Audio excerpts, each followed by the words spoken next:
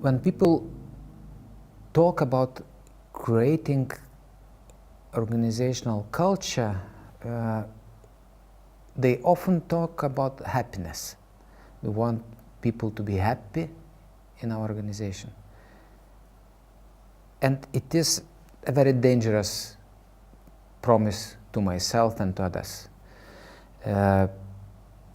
It happens much more than I expected. I noticed in my career as a consultant that I was often surprised that again I meet another organization, another group of managers who have this wish to make people happy. And it is a very dangerous promise. I can see it, the tendency is getting stronger when we have bigger competition for people in the market, for employees. We want to, to save them,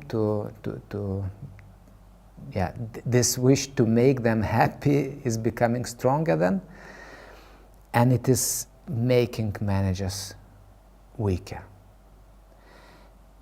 And it is a dilemmic place. It is a dilemma. I don't know how to solve it, but it is important. What is important for me is not to overemphasize happiness of the people in the organization. People come to the organization to work, to do business, to deliver the results, to create value, and it is not always a pleasant process. And there are moments that require confrontation from managers, and there are moments that are difficult for people, and there are moments when they have to have difficult conversations with each other. So when we live the promise of making people happy, we as managers, we become avoiding, we start to avoid tension, we start to avoid irritating others, we start to please others. There is an effort to please, which could be actually unpleasant to both sides. But the main thing, we are becoming, by trying to be good people, we are becoming bad managers. The direction that is risky, but I think that's the only true direction, is to put an effort into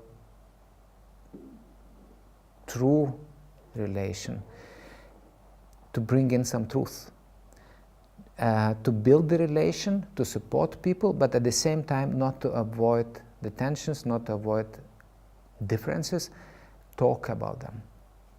It is difficult, but if I start with the attitude of creating a true relation, of being true to myself and true to business and true to the job that we have to do, I can, building it from the beginning, I can put the right ground for giving correcting feedback, for giving a supportive feedback, for being a strong manager, for reacting truly and honestly.